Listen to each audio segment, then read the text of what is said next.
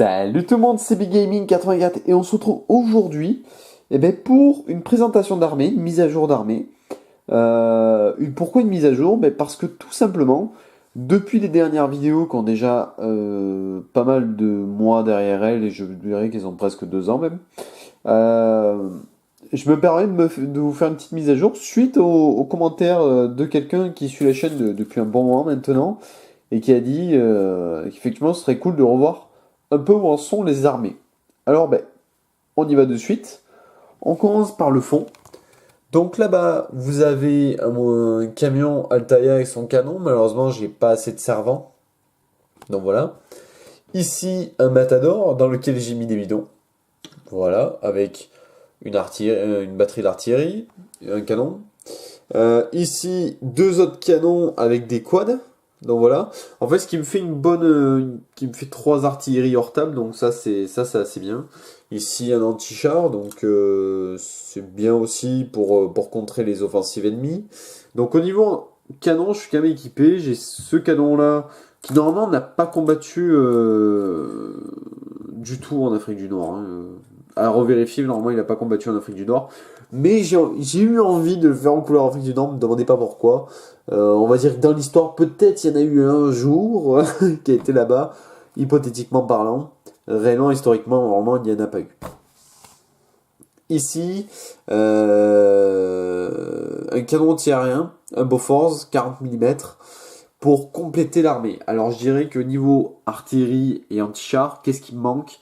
Il manquerait un deuxième anti-char comme ça, pour bien compléter mon armée. Sinon, j'ai quasiment ce qu'il faut niveau canon déjà pour envoyer. Un escadron de 3 Matilda. Donc ça c'est pas mal. C'est des chars qui sont lents mais très robustes. Un duo de chars Valentine avec un Crusader, char que j'aime énormément. Des M3 Grant. Donc j'en ai 3. J'ai pareil, un petit escadron de 3 M3 Grant. J'aime bien ce char, j'aime beaucoup.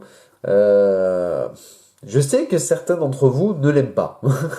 C'est vrai que sa caisse riftée était un peu dépassée, que son canon de tourelle était dépassé également. Heureusement, il avait un bon canon de casemate. Mais j'aime bien ce char parce que dans la règle Sherpan, vous avez 2 canons. Ce qui fait que votre adversaire peut automatiquement, au lieu de se focaliser sur Matilda, se focaliser sur un M3 Lee qui a 2 canons, juste pour vous éviter d'avoir 2 tirs à chaque fois. Mais, à voir. Après, à voir dans le temps. Ici, un véhicule de Rocco. Voilà. C'est une Daimler ou une Morris, à vérifier.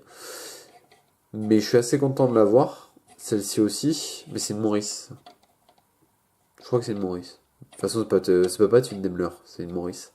Bon, c'est une automitrailleuse qui est en plus en tuto sur le site, sur la chaîne. Ici, vous l'avez vu aussi en tuto, vous voyez le Chevrolet et la Jeep des SAS. Il ne manque plus que les SAS, je les ai pas. Ici, mes sections d'infanterie. Alors, une section ici, une deuxième. Ici, une section équipée d'une mitrailleuse. Alors, normalement, ils sont censés avoir une arme lourde. Malheureusement, j'ai pas assez de mitrailleuses. Il faudrait que j'en commande pour compléter les sections. Une section, encore, une section classique. Et une section de déminage. Ah oui, parce que dans les règles, vous pouvez poser des mines. Et dans ce cas-là, il vous faut des démineurs si vous voulez faire passer vos hommes et vos soldats. Donc, vos hommes et vos chars, je vais y arriver. Donc, c'est bien utile d'en avoir une. Surtout dans la guerre du désert. Donc, ce qui fait 5 sections d'infanterie. Malheureusement, pas bien équipées. D'où un appui de véhicules. Ça peut être très très utile. Prenez une Jeep des SAS équipée avec une 12-7 et des petites mitrailleuses à l'avant. Le Chevrolet avec 2 mitrailleuses. Ça peut être super utile. Après, niveau camion de transport, je suis pauvre, malheureusement. Possibilité d'utiliser celui-ci celui-ci. Vous pouvez utiliser à la limite vos quads.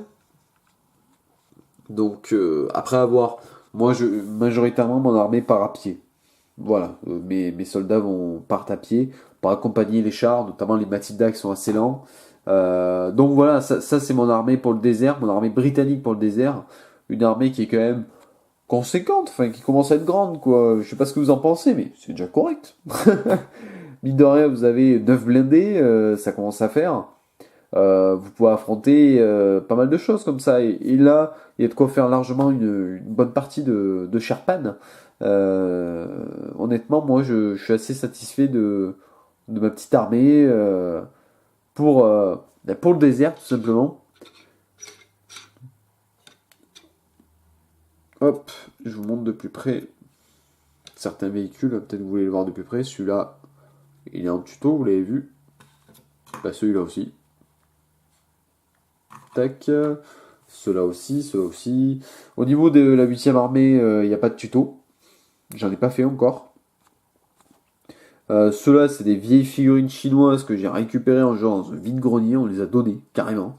Je les ai peintes juste pour faire un peu de masse.